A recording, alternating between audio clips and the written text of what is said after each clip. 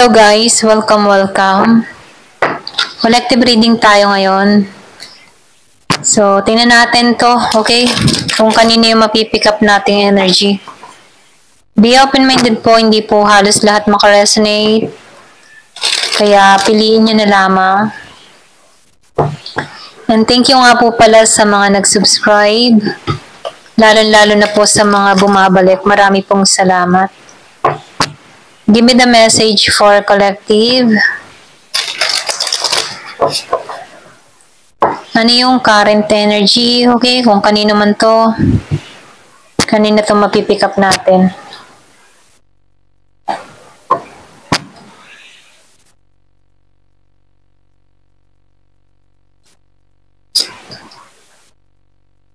Meron ako nakikita ditong nababahala, okay? Di pangamba siya dito.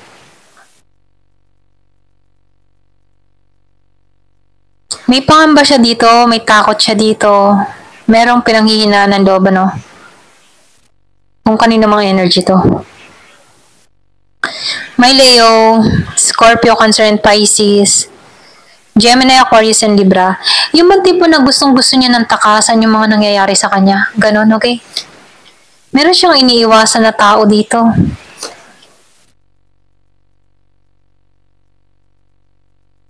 Yung ba sa inyo nakikita ko dito, meron kang kinatatakutan or kung sino man to na meron tong kinatatakutan.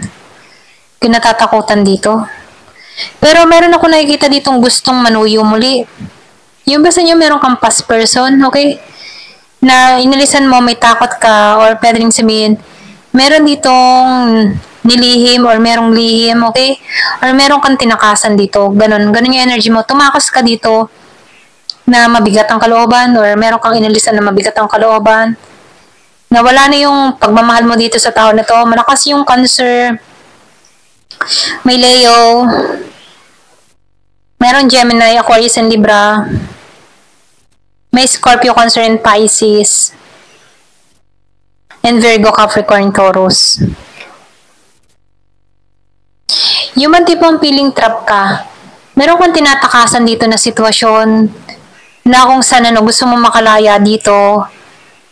Ayaw mo, alam mo yung tipong ayaw mo yung pakaramdam na walang katahimikan, okay? Feeling mo wala kang katahimikan, ganon.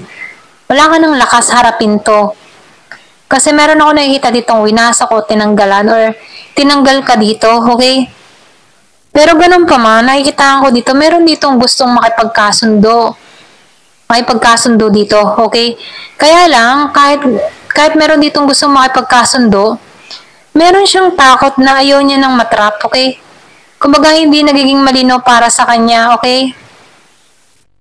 Meron ditong nalalabuan sa sitwasyon or nabubuluhan kung bakit ganun yung naging resulta, okay? Kasi nakikita ko dito na merong gustong takasan, okay? Meron siyang gustong takasan dito. Kasi ayaw niya nang maranasan itong Eight of Swords na feeling trap, feeling niya walang pagbabago, naka-stuck siya sa isang sitwasyon na hindi niya makita yung kaliwanagan, okay? Ganon. Pwede rin sabihin meron siyang tinakasan dito na meron ditong nag-betray or meron ditong nagloko, okay? Ayaw niya nang maranasan yung ganong sitwasyon, yung pakaramdam na pati emotion mo, yung pati emotion niya, yan. Pati emotion niya hindi sumusunod sa kanya, okay? Baga nadadala siya sa lungkot, okay?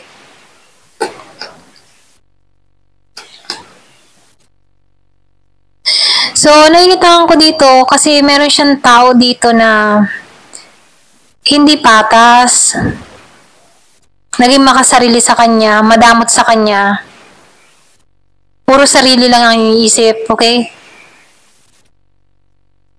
Kumbaga, nakikita ko dito, mapagmahal kang tao, or kung sino man to, no, mapagmahal tong taong ito, binigay niya lahat ng abot ng kanyang makakaya para dito. Kumbaga, yung ba tipong isusubo na niya, ibibigay pa niya, okay? Susubo na, ibinigay pa niya. Ganun ano. Para na sa kanya, ibinibigay niya pa.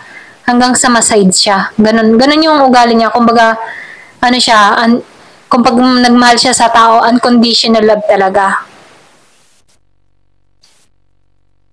So, meron ako nakita ditong message, okay? Kumbaga, tinuruan tong tao nito na bigyan mo namang panahon yung sarili mo, ganon. Bigyan mo ng halaga yung sarili mo. Hindi pulos bigay na lang dito sa tao na to na kung saan hindi mo nare-receive yung love na hinihingi niya dito, okay? Ito rin yung nakikita ko.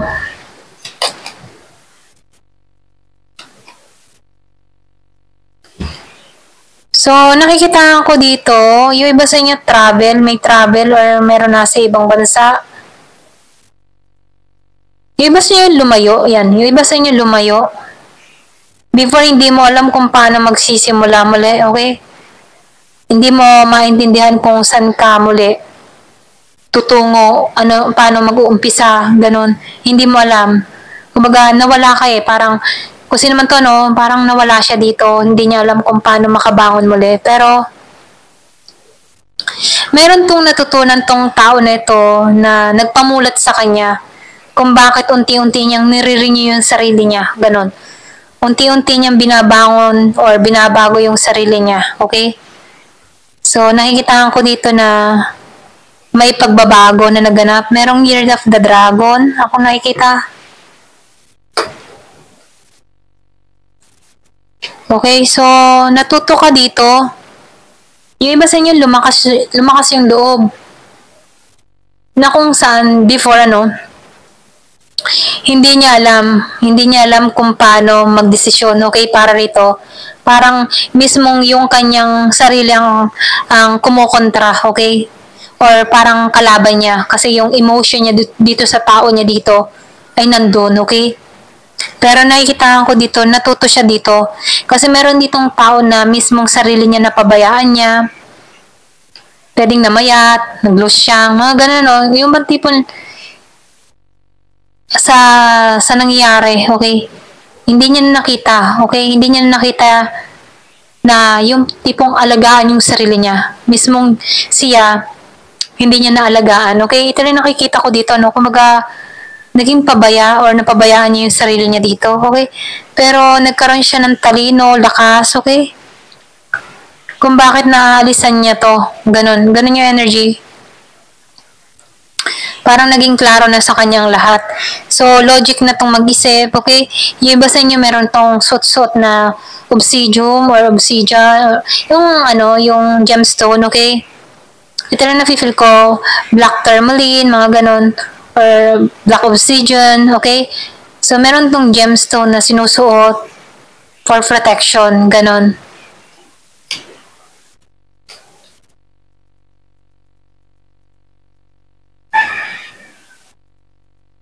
So, nakikita ko dito, alam mo yung tipo na, siya yung tipo ng tao na nung kabataan niya, ang lakas-lakas ng loob niya, kaya niya makapagdesisyon, okay? Hindi ito nawawala ng pag-asa, pero nang dumating na nagmahal tong tao na ito, mismong siya, pinanghinaan ng loob dito, okay, sa mga nangyari.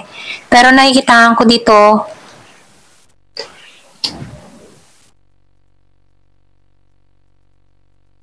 so nakikita ko dito may babalik ng tao nito, okay? Yung dating siya. Kailangan niya lang tong lampasan tong challenge na to, okay? Yung makilala yung kanyang, yung parang may balik niya, yung lakas niya, okay? Kasi nakikita ko dito, meron tong kadiling na tao na hindi naging, yung man tipong hindi naging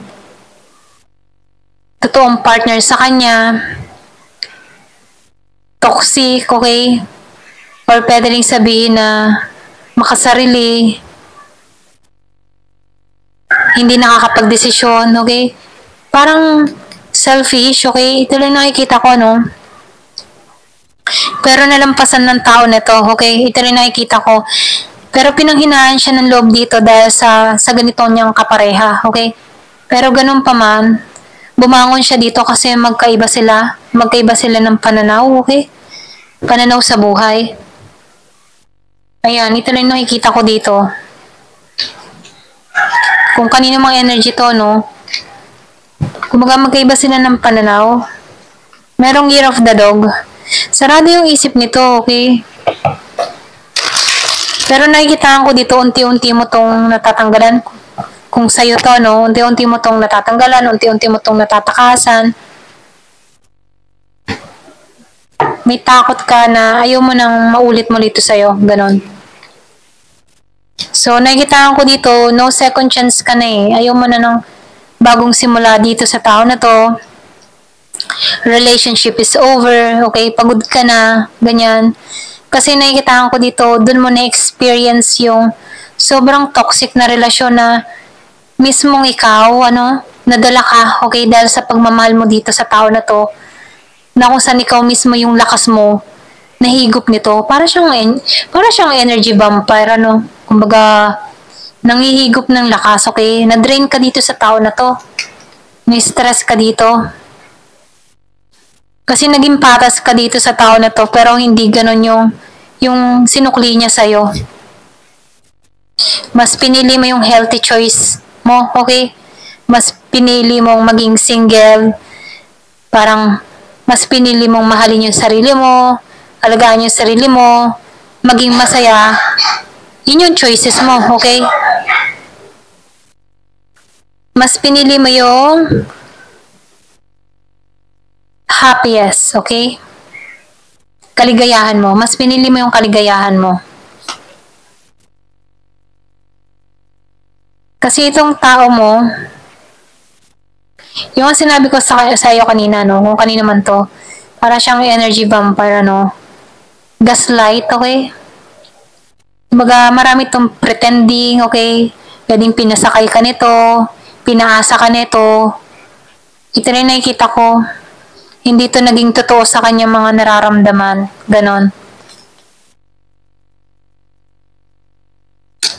Pero nakikita ko dito, nag-evolve ka.